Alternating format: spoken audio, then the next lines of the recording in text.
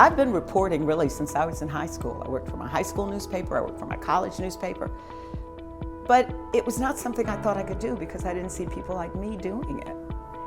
And now I've been in Atlanta 46 years, and I've had a job that I absolutely adore.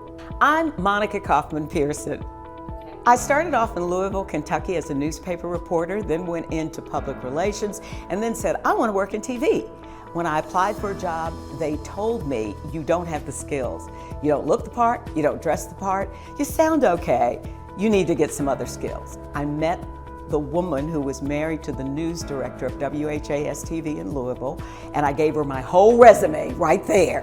And I stayed around until her husband arrived.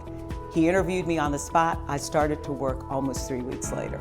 I started my career in Atlanta in 1975 as the first woman of color and the first minority period and woman to anchor the evening newscast. When I came to Atlanta, nothing was open on Sundays except the church.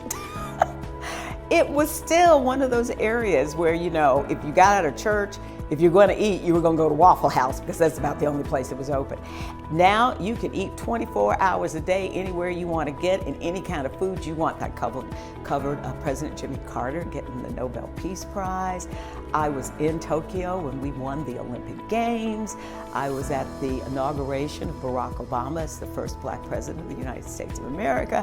When I look back at my career, I'm just really excited. And I love to mentor people. Because again, Hattie, my mom always said, it's important to reach back, pull up, and push forward. That every talent you have is a gift. So what do you do with gifts?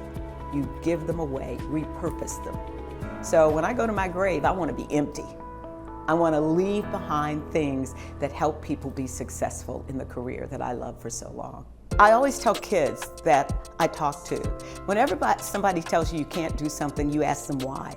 What skills do I need in order to go where I want to go? But most of us, when we hear criticism, we just let it go. I always say, remember, there's constructive and destructive. If someone's just saying, I don't like this, you're not the one, and they don't tell you how to be better, constructive tells you how to be better, destructive tears you down. When I retired in 2012, I went to grad school because I thought I wanted to teach. I taught for 1 year and realized, no, that's not for me. I do better as guest lecturers. So after doing radio for a while, I really wanted to get back into television.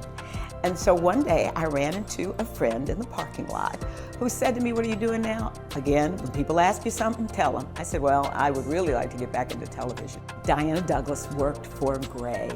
And she said, would you consider being interviewed to do your close-up show on Gray Television?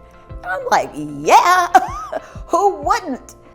And I am grateful to Gray for allowing me to do this. Because you know, Gray is the only hometown-owned station now.